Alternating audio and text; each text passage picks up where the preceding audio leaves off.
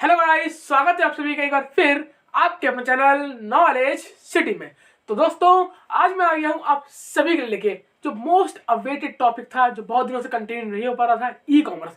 जी हाँ दोस्तों, e commerce की जो हमारी क्लासेस बीच में रुक गई थी किसी कारणवश से, मैं कंटिन्यू नहीं कर पा रहा था, उसे दोस्तों आज से हम दोबारा कंटिन्यू करने वाले हैं बिल्कुल जोश के साथ, है ना, और बिल्कुल मोटिवेट होके। दोस्तों आज से आप भी रेगुलर हो जाइए, मैं भी रेगुलर हो जाऊंगा, है ना। तो दोस्तों आज में ई कॉमर्स का जो हमारा चैप्टर नंबर 2 चल रहा था, कौन था वो था हमारा e marketing, e tailing, online service, e auction और ऑनलाइन पोर्टल, जिसका पार्ट 1 मैंने आपको प्रोवाइड कर दिया था। अगर दोस्तों आपने पार्ट 1 नहीं देखा तो उसका लिंक ऊपर डिस्क्रिप्शन बॉक्स में, और पूरी ई कॉमर्स की प्लेलिस्ट मैं आपको बता दूं, ई कॉमर्स के अंदर हमने अपनी पूरी यूनिट 1 खत्म कर दी थी, सेकंड यूनिट का हमने एक चैप्टर कर लिया था, और ये हमारा सेकंड यूनिट का सेकंड चैप्टर चल रहा है जिसका आज पार्ट 2 है। पूरी प्लेलिस्ट का लिंक आपको डिस्क्रिप्शन बॉक्स में मिल जाएगा, आप वहां से आके सारी वीडियो वॉच कर सकते हैं। और दोस्तों अगर मैं आपको बता दूं तो पिछली क्लास में हमने इससे पहले क्लास की थी ई कॉमर्स की, उसमें हमने क्या पढ़ा था, उसके अंदर हमने ट्रेड साइकिल पढ़ा था, ट्रेड साइकिल के बारे में उसके दोनों टाइप पढ़े थे, है ना। तो दोस्तों आज हम पढ़ने वाले क्या, आज का हमारा टॉपिक है अभी सप्लाई चेन। जी दोस्तों, आज हम इस धमाकेदार नए नए टॉपिक्स पढ़ेंगे। आज आप यहाँ से बहुत कुछ सीख के जाने वाले हैं, इसलिए दोस्तों वीडियो को एंड तक जरूर देखना, और चैनल पर नए हो तो सब्सक्राइब करके बेल आइकन दबा के बन जाइए इस फैमिली का एक हिस्सा। तो चलिए शुरू करते हैं। दोस्तों देखिए, आज का जो हमारा टॉपिक है वो है सप्लाई चेन। अब दोस्तों पढ़ने से पहले समझिए सप्लाई चेन क्या होती है। और हाँ दोस्तों, जो मैं लिख रहा हूँ आप नोट भी कर सकते हो, आपके लिए बहुत हेल्पफुल होगा और आपके शॉर्ट नोट्स बन जाएंगे। बाकी मैं कोशिश करता हूँ आपको जल्दी से जल्दी नोट्स प्रोवाइड कराने की, ठीक है दोस्तों। देखिए सबसे पहले सप्लाई चेन क्या होती है, पहले वो रीडिंग कर लेते हैं। Supply chain is a process in which material procurement दोस्तों क्या होता है, प्रोक्योरमेंट का मतलब दोस्तों होता है प्रबंध करना। क्या होता है दोस्तों, प्रोक्योरमेंट का मतलब होता है प्रबंध करना।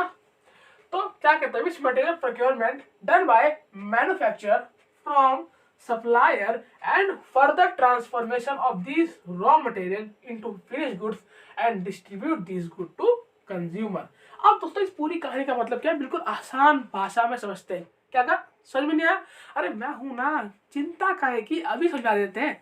दोस्तों देखिए, आपका सप्लाई चेन का मतलब होता है, दोस्तों देखिए सप्लाई चेन का मतलब क्या होता है, आपका एक मैन्युफैक्चरर कौन होता है, मैन्युफैक्चरर वो होता है जो गुड्स को बनाता है, गुड्स को प्रिपेयर करता है, गुड्स को मैन्युफैक्चर करता है ना। इसका काम क्या होता है, रॉ मटेरियल से फिनिश गुड्स में, रॉ मटेरियल को फिनिश गुड्स में क्या करना, कन्वर्ट करना, रॉ मटेरियल को फिनिश गुड्स में क्या करना, कन्वर्ट करना।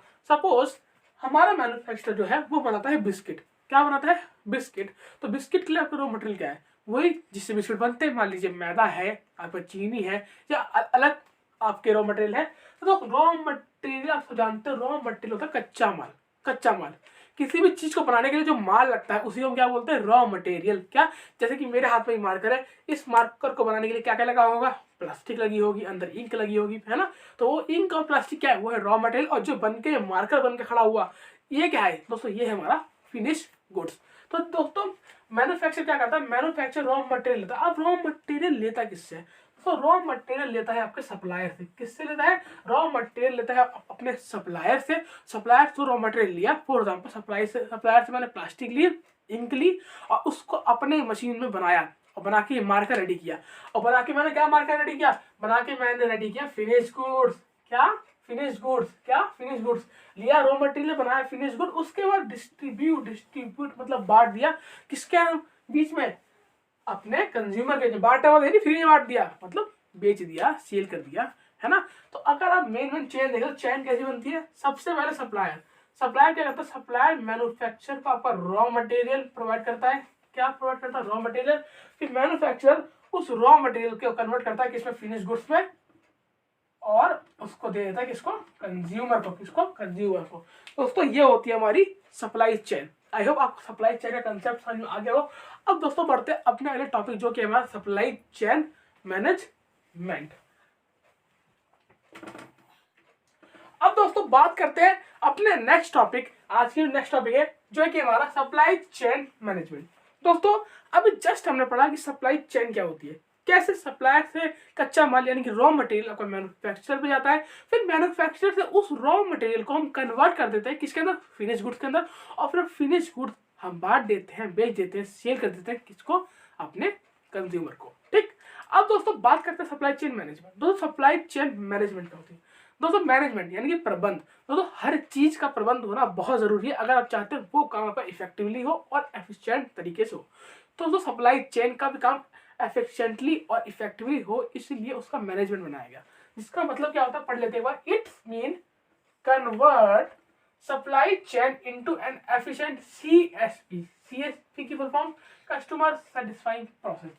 मतलब दोस्तों कि आपका सप्लाई चेन जो है वो इतना पावरफुल, इतना एफिशिएंट, इतना इफेक्टिव होना चाहिए कि आपका कस्टमर सेटिस्फाइड है। इसको एग्जांपल समझते हैं दोस्तों। इसका सिंपल कहने का मतलब है, ये आपका कौन था, मैन्युफैक्चरर, ये सॉरी ये कौन था, सप्लायर, ये था मैन्युफैक्चरर, और ये कौन था आपका कंज्यूमर। ठीक दोस्तों, इसके कहने का मतलब ये है कि ये मैन्युफैक्चरर, देखो अगर दोस्तों आप देखो तो मेन ये सप्लाई चेन किसके लिए, मेन दोस्तों किसके लिए, हमारे बीच के मैन्युफैक्चरर के लिए। दोस्तों उसे ही तो मेन आपका स्ट्रेस लेना पड़ता है कि फटाफट माल आना चाहिए सप्लाई वहां से सप्लायर से, और फटाफट से बनाओ, फटाफट कंज्यूमर तक पहुंचाओ। तो दोस्तों अगर ये मैन्युफैक्चरर चाहता है कि इसका कंज्यूमर, जिसका ये कंज्यूमर है, अगर मान लो ये मैन्युफैक्चरर चाहता है कि भैया इसका जो कंज्यूमर है, कौन, ये इसकी जो कंज्यूमर है, जो इसके कंज्यूमर है वो किसी और सप्लायर के पास ना जाए। क्या, अगर ये मैन्युफैक्चरर चाहता है कि जो इसके कंज्यूमर है वो किसी और सप्लायर के पास ना जाए, तो दोस्तों इसे क्या करना पड़ेगा, इसे अपनी सप्लाई चेन को इफेक्टिवली और एफिशिएंटली करना पड़ेगा। फॉर मतलब जल्दी करना पड़ेगा। जल्दी का मतलब ये नहीं कि बेकार माल बेचे, नहीं, अच्छा माल सही टाइम पे सही प्लेस पे, मतलब इसको अपना काम जल्दी करना पड़ेगा, टाइम टू टाइम करना पड़ेगा। टाइम से आपकी सप्लाई करनी पड़ेगी। अब सप्लाई कब करेगा, जब यहाँ से माल टाइम पे आएगा। तो इसे एक सही सप्लायर चूज करना पड़ेगा जो सप्लायर से टाइम पे माल प्रोवाइड कराए, उस माल को, ये रॉ मटेरियल को ये आपके फिनिश गुड्स में कन्वर्ट कर सके, कन्वर्ट करके अपने कंज्यूमर को दे सके। तभी इसका सप्लाई चेन मैनेजमेंट आपका परफेक्टली तरीके से हो पाएगा। अब दोस्तों आज के जमाने में, आज का जमाना मीन्स आपको पता है आज पूरी दुनिया इंटरनेट पे घूम रही है ना। तो आज इंटरनेट का जमाना आ गया दोस्तों। किसका, इंटरनेट का जमाना आ गया। इसलिए इंटरनेट ने सबसे ज्यादा बेनिफिट किसे दिया है, सबसे ज्यादा बेनिफिट दिया है इन लोगों को इस प्रोसेस के अंदर। आज इंटरनेट ने दोस्तों कितना बेनिफिट दिया है मैं समझाता हूँ आपको। देखिए दोस्तों, आपको आज कोई भी माल चाहिए, मान लीजिए आप हैं, आप एज अ कंज्यूमर समझ लीजिए, कोई भी गुड्स चाहिए आपके पास, मैंने आपको पिछले यूनिट पढ़ाया था वैरायटी ऑफ चॉइसेस, मतलब आपको चॉइसेस कमी नहीं है। अगर यहाँ नहीं मिल रहा तो हम यहाँ से ले लेंगे, अगर एक दुकान से नहीं मिल रहा तो इस दुकान से ले लेंगे। कहाँ, ऑनलाइन। पहले क्या था, फिजिकल मोड में एक ही दुकान है गली में गुप्ता जी की, आपको उनसे लेना पड़ रहा था। लेकिन अब ऑनलाइन में क्या है, ऑनलाइन में आपके पास चॉइसेस कमी नहीं, वाइड चॉइसेस है, आप कहीं से भी ले सकते हैं। तो सेम आपके मैन्युफैक्चर के लिए भी क्या है, मैन्युफैक्चर के लिए खूब चॉइसेस। अगर एक सप्लायर नहीं दे रहा तो दूसरा सप्लायर पकड़ लेगा ऑनलाइन, तीसरा पकड़ लेगा ऑनलाइन, चौथा पकड़ लेगा सप्लायर ऑनलाइन। ठीक। और अगर कंज्यूमर के लिए इसके पास, अगर कंज्यूमर के लिए बहुत सारे मैन्युफैक्चर है तो मैन्युफैक्चर के लिए भी तो बहुत सारे कंज्यूमर है ऑनलाइन, क्योंकि अब तो लिमिट ही नहीं है ना, तो बाउंड्री लेस कंट्री बन चुकी है ना दोस्तों। तो दोस्तों अगर अपना मेन बात करें तो मेन पॉइंट ये था कि अगर मैन्युफैक्चरर अपना काम टाइम टू टाइम करता रहता है, मतलब फटाफट रॉ मटेरियल मंगाया, उसे कन्वर्ट किया और फिनिश गुड्स आगे बेची, तो दोस्तों उसका सप्लाई चेन मैनेजमेंट परफेक्टली रहेगा, है दोस्तों। अब दोस्तों चलते हैं अपने आज के धमाकेदार टॉपिक। दोस्तों बहुत ही इंपॉर्टेंट टॉपिक है और बहुत ही जरूरी टॉपिक है, उसे मिस तो कर ही नहीं सकते जो मैं कराने वाला हूँ अब। दोस्तों उस टॉपिक को ध्यान से पढ़ना। क्या नाम है उस टॉपिक का, आपको बता देता हूँ दोस्तों, उसका नाम है पोर्टर्स चेन वैल्यू मॉडल। या दोस्तों उसको अब हम डिस्कस करने वाले हैं, चलिए उसको डिस्कस करते हैं। तो दोस्तों आगे बात करते हैं हमारा आज का धमाकेदार टॉपिक जिसका नाम है पोर्टर्स वैल्यू चेन मॉडल। जी दोस्तों, पोर्टर्स वैल्यू चेन मॉडल। दोस्तों पोर्टर्स वैल्यू चेन मॉडल क्या है उसको आज डिटेल में डिस्कस करेंगे। पहले इसकी डेफिनेशन, इसके टाइप्स, देन इसका जो सबसे ज्यादा इंपॉर्टेंट डायग्राम है वो डायग्राम, जिसको अगर आपने अच्छे से समझ लोगे तो बना लोगे, और बना लिया दोस्तों अगर आपने एग्जाम में बना दिया तो एग्जाम में भैया देखते टीचर खुश हो रहे, भाई क्या डायग्राम बनाया, देखते नंबर पूरे, है ना। तो समझते हैं। देखिए पोर्टर्स वैल्यू चेन मॉडल क्या है। It is refers to a tool for identifying ways to create more customer value. कि तो Porter's to value chain model एक टूल है जो हेल्प करता है किसी भी ऑर्गेनाइजेशन के मालिक को या आउटसाइडर को ये पता लगाने के लिए कि वो ऑर्गेनाइजेशन कैसे अपने कस्टमर की वैल्यू को क्रिएट करिए। अब कस्टमर वैल्यू का मतलब क्या होता है? तो कस्टमर वैल्यू का मतलब ये होता है कि कैसे अपने कस्टमर को प्योर सेटिस्फैक्शन दे रही है, पूरा सेटिस्फैक्शन दे रही है बाय अच्छी क्वालिटीज के गुड प्रोवाइड करा के, है ना, अपने सूटेबल प्राइस पे प्रोवाइड करा के, है ना। दोस्तों कैसे अपनी ऑर्गेनाइजेशन कस्टमर सेटिस्फैक्शन को ध्यान में रख के अपना काम कर रही है, उसको नापने या मापने के लिए टूल बनाया गया, उसको बनाया गया porters value chain model. Clear दोस्तों? पोर्टर्स चेन वैल्यू मॉडल अब बनाया किसने, कौन था वो महान आदमी? पहले बता दूं, हैरी पॉटर नहीं था। कहते बोलो अच्छा पॉटर, तो ये तो हैरी पॉटर ही होगा। हैरी पॉटर नहीं था दोस्तों। कौन था दोस्तों? वो थे आपके इंट्रोड्यूस बाय माइकल पॉटर। अच्छा, ये हैरी पॉटर ये पापा भी नहीं थे, ठीक है। तो माइकल पॉटर जी ने हमारे पॉटर्स वैल्यू चेन मॉडल को इंट्रोड्यूस किया। अब दोस्तों इन्होंने कहा क्या? इन्होंने कहा कि बिजनेस की एक्टिविटीज को चलो दो भागों में बांटते हैं। चलो एक गेम खेलते हैं। क्या गेम? कि चलो बिजनेस की एक्टिविटीज को दो पार्ट्स में डिवाइड करते हैं, विभाजित करते हैं, बांटते हैं। तो क्या क्या बांटा इन्होंने? तो इन्होंने टोटल एक्टिविटीज को दो पार्ट से बांटा।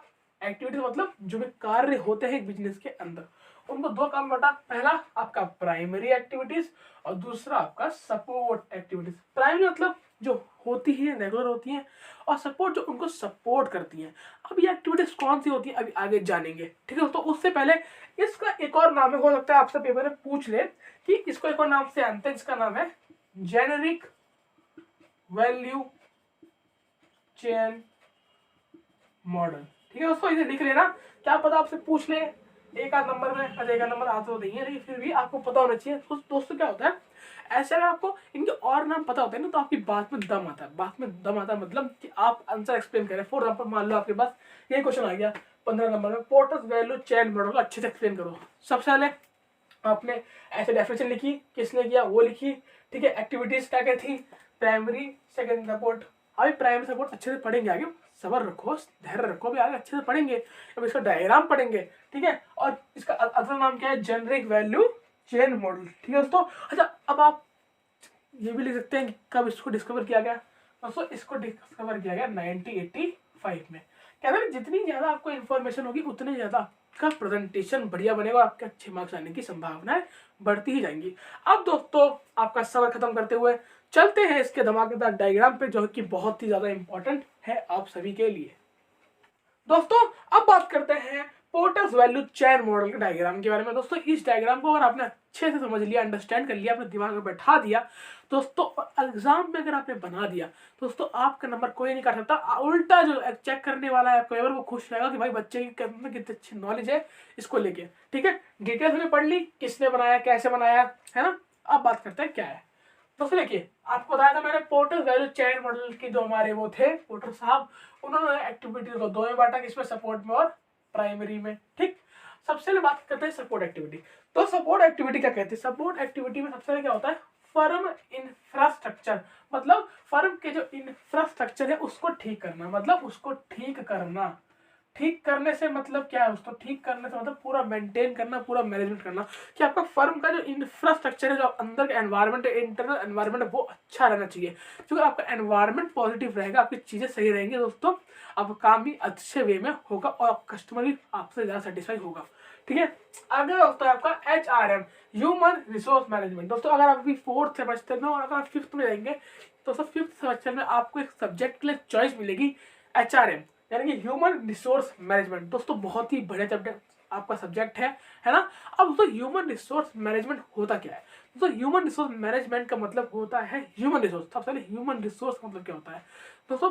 ह्यूमन रिसोर्स का मतलब होता है एम्प्लॉयज का, एम्प्लॉयज, और ह्यूमन रिसोर्स मैनेजमेंट का कि एम्प्लॉयज का मैनेजमेंट करना। अब एम्प्लॉयज का मैनेजमेंट का मतलब कि प्रबंध करना, कि एम्प्लॉयज को लाना, और अगर वो है पहले से तो उनका प्रबंध करना, मतलब अच्छे से काम करें, वो अच्छे तरीके से करें, एफिशिएंट तरीके से करें, कॉस्ट इफेक्टिव मैनर में करें, है ना, प्रॉफिट मैक्सिमाइजेशन करें, कि आपका एम्प्लॉय आपका मैनेज रहना चाहिए। मतलब अगर एम्प्लॉय नहीं है तो उसको लाइए, ट्रेन कीजिए और काम पे लगाइए, और काम पे है तो ऐसा काम कीजिए कि वो कभी आपको ऑफिस छोड़ के ना जाए। दोस्तों एक अभी आप जब 5th सेमेस्टर में आएंगे और HRM पढ़ेंगे तो एक वर्ड पढ़ेंगे और आपको जिंदगी में काम आएगा, इसलिए बता देता हूँ अभी, रिटेंशन। दोस्तों रिटेंशन का मतलब होता है कि जो एम्प्लॉय आपकी ऑफिस में काम कर रहे हैं ना, वो छोड़ के ना जाए। क्या दोस्तों आपको पता है, अगर कोई एम्प्लॉय बिजनेस छोड़ के आता है तो आपकी एक रेट बढ़ती है। कौन सी रेट दोस्तों? वो बढ़ती है लेबर टर्नओवर रेट। कौन सी? Labour turnover rate. इसका मतलब होता है कि अगर आप एक ऑर्गेनाइजेशन के अंदर कितने एम्प्लॉय एक साल में जरा काम छोड़ के आ रहे हैं, कितने आ रहे हैं, इससे आपकी गुडविल पे भी इफेक्ट पड़ता है। तो मैं आपको ऊपर ऊपर समझा रहा हूँ। तो एचआरएम कि एचआरएम ह्यूमन रिसोर्स मैनेजमेंट आपको बहुत अच्छा होना चाहिए, क्या कि लोग अच्छे से आपके काम करने चाहिए। ठीक, अगला टेक्नोलॉजी डेवलपमेंट। टेक्नोलॉजी डेवलपमेंट का मतलब है कि जो आप टेक्नोलॉजी यूज कर रहे हैं, जो काम में ले रहे हैं, वो आपकी डेवलप होनी चाहिए, मॉडर्न होनी चाहिए, इफेक्टिव होनी चाहिए, एफिशिएंट होनी चाहिए। जैसे कि मैं आपको एग्जांपल बताऊं, पहले आपकी टेक्नोलॉजी मान लीजिए, पहले कंप्यूटर चलते थे डब्बे वाले, कौन सा डब्बे वाले कंप्यूटर चलते थे। अब आपने देखा कि भाई मार्केट में नए कंप्यूटर आ गए, कौन से वाले, ऐसे वाले पतले पतले स्क्रीन वाले कंप्यूटर्स आ गए। तो आपको भी टेक्नोलॉजी में स्विच करना चाहिए, कि स्विच करेंगे तो नई चीज सीखेंगे, क्यों, नई विंडोज है, नया सॉफ्टवेयर है, भाई आपका काम जल्दी होगा, तेजी से होगा, स्पीड में होगा। पहले वाले सॉफ्टवेयर में अच्छे से काम नहीं होता था। मान लीजिए नई मशीन आ गई, पहले मशीन ऐसी थी जिसमें हाथ से थोड़ा काम करना पड़ता था, अब मशीन ऑटोमेटिक आ गई। तो ऑटोमेटिक मशीन लाई जिससे आपका काम स्पीडली हो, है ना। आगे दोस्तों देखते हैं टेक्नोलॉजी डेवलपमेंट हो गया। दोस्तों यहाँ पे आपका खत्म हुआ सपोर्ट एक्टिविटी। सपोर्ट एक्टिविटी 3 होती है, कौन कौन सी मेरे पीछे बोलिए। पहली इंफ्रास्ट्रक्चर एक्टिविटी, दूसरी आपकी कौन सी होती है, एचआरएम ह्यूमन रिसोर्स मैनेजमेंट, और तीसरी आपकी होती है टेक्नोलॉजी डेवलपमेंट। अब दोस्तों बात करते हैं आपका प्राइमरी एक्टिविटी, किसकी, प्राइमरी एक्टिविटीज की। तो प्राइमरी एक्टिविटी वो है आपकी डेली लाइफ की एक्टिविटी, चलती ही रहती है। सबसे पहले दोस्तों इनबाउंड लॉजिस्टिक्स। क्या, इनबाउंड लॉजिस्टिक्स।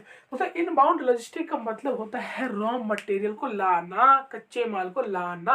पढ़ा था ना हमने सप्लाई चेन में कि एक मैन्युफैक्चरर सप्लायर से क्या बोलता है, रॉ मटेरियल को लाता है, कच्चे माल को लाता है। तो उस कच्चे माल को लाना, अगर आप लैंग्वेज में पढ़े पॉटर्स भाई साहब की, तो उसे क्या बोलते हैं, इनबाउंड लॉजिस्टिक, इनबाउंड लॉजिस्टिक। आगे बढ़े, ऑपरेशन। ऑपरेशन का मतलब क्या, उस कच्चे माल को, मान लीजिए कच्चा माल पड़ा है, ये आपकी मशीन है, मशीन इसको कच्चे माल को मशीन में डाला, फिनिश गुड्स में कन्वर्ट कर दिया। ऑपरेशन का मतलब फाड़ना चीरना नहीं है, नहीं, कच्चे माल को लाया, मशीन में आपका बनाया और फिक्स आपका फिनिश गुड्स बना दिया। अगला आउटबाउंड मतलब सिंपल समझ में आ रहा है। इनबाउंड मतलब आना, आउटबाउंड मतलब जाना, आना जाना है। इनबाउंड का मतलब कच्चा माल आया, ऑपरेशन में उसमें बनाया, और आउटबाउंड में से बाहर भेज दिया। क्या कर दिया, भेज दिया। एम और एस, एम और मतलब मार्केटिंग और सेलिंग, मार्केटिंग और सेलिंग। अब उस माल की आप मार्केटिंग कीजिए और फिर से सेल कर दीजिए, मतलब बेचिए। अब सर्विस। सर्विस दोस्तों क्या, सर्विस मतलब आफ्टर सेल सर्विस। मतलब आपने देखा है ना, अभी आप किसी दुकान पे गए, आपने रेफ्रिजरेटर लिया, तो बोलते सर इसकी 1 साल की सर्विस फ्री है, आपको कोई भी दिक्कत होगी तो हम रिप्लेस करके देंगे या फिर सही करके देंगे। तो वो क्या है, वो सर्विस है, आफ्टर सेल सर्विस है। क्या है, after sale service. For example मान लीजिए, फ्रिज का ही एग्जाम्पल लेके चलते हैं, रेफ्रिजरेटर का एग्जाम्पल लेके चलते हैं। इनबाउंड लॉजिस्टिक मतलब आप रेफ्रिजरेटर बनाने के लिए क्या क्या माल लाएंगे, जो भी उसमें लगता है माल, मैं मान चलता हूँ कि उसका क्या लगता है, थोड़ी बहुत प्लास्टिक, थोड़ा बहुत लोहा, है ना, जो भी लगता है वो सारा माल आप लाएंगे। ठीक, वो क्या था, रॉ मटेरियल। अब उसको मशीन में डाला, बनाया, बन के क्या निकला, फ्रिज निकला। अब फ्रिज को आप तुरंत मार्केट में नहीं भेज देंगे बेचने के लिए, सबसे पहले उस फ्रिज की क्या करेंगे, मार्केटिंग करेंगे, लोगों को बताएंगे भाई मार्केट में नया फ्रिज आया। क्या बताएंगे लोगों को, भाई लोगों को कैसे पता चला कि मार्केट में नया माल आया है। आप जब मार्केटिंग करेंगे, हर जगह प्रचार करेंगे, होर्डिंग लगवाएंगे, टीवी में भेजेंगे, अखबार में भेजेंगे, तभी तो लोगों को मालूम चलेगा भैया एक नया फ्रिज आया है। जब आपकी मार्केटिंग हो जाए तो सेलिंग कर दीजिए, अब बस बेच दिया। अब बेचने के बाद आप क्या करेंगे, सर्विस देंगे। क्या देंगे, सर्विस देंगे। ठीक दोस्तों, यहाँ खत्म करी प्राइमरी एक्टिविटीज। अब दोनों इन दोनों एक्टिविटीज का एम क्या होता है, क्यों करते हैं एक्टिविटीज, करते क्यों है दोस्तों, सभी को पता है। बिजनेस का जो सबसे मेन गोल होता है वो होता है ऑर्गेनाइजेशनल गोल, और इसका मोटिव क्या होता है, प्रॉफिट मैक्सिमाइजेशन। दोस्तों इन दोनों एक्टिविटी को करने का मतलब क्या है, मार्जिन। क्या, मार्जिन मतलब प्रॉफिट कमाना, मतलब अपना प्रॉफिट बनाना। अच्छे से काम करेंगे, अच्छे से मेंटेन रखेंगे तो क्या होगा, प्रॉफिट मैक्सिमाइज होगा। कैसे होगा, समझिए। देखिए, फर्म इंफ्रास्ट्रक्चर का मतलब अगर फर्म आपकी बढ़िया है ना, सारा काम बढ़िया है। एचआरएम मतलब आपका एम्प्लॉय अच्छे से काम कर रहा है। टेक्नोलॉजी में नहीं है तो काम आपका बूस्ट होगा, स्पीडली काम होगा सारा।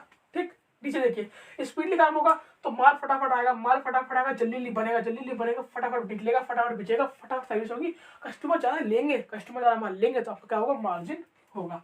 तो दोस्तों यहाँ हमने समझ लिया अपना porters value chain model complete. दोस्तों आई होप आपको पोर्टर्स वैल्यू चेन मॉडल अच्छे समझ में आया हो। हमने आज क्या पढ़ा, हमने सप्लाई चेन पढ़ा, सप्लाई चेन मैनेजमेंट पढ़ा, और आखिरी में अपना पोर्टर्स वैल्यू चेन मॉडल पढ़ा। तो दोस्तों आज के लिए इतना ही, और आज से ई कॉमर्स की वीडियो धमाकेदार शुरू कर दी है। फटाफट पेन पेपर लेके रेडी हो जाइए और लिखना शुरू कर दीजिए। आप यहाँ से भी नोट कर सकते हो दोस्तों, जो लिखवा रहा हूँ, अगर आपने वो भी लिखा बना बना के, तो आपके नंबर कहीं भी नहीं कटने वाले। ठीक है दोस्तों, आई होप आपको वीडियो अच्छी लगी हो। अगर आपको वीडियो अच्छी लगी हो इसे लाइक करें, कमेंट करें, शेयर करें और कमेंट करके बताएं कि आपको वीडियो कैसी लगी। और कुछ भी दोस्तों आपको डाउट हो तो कमेंट बॉक्स में पूछ सकते हैं। ठीक है, मिलता हूँ नेक्स्ट क्लास में, तब तक के लिए गुड बाय।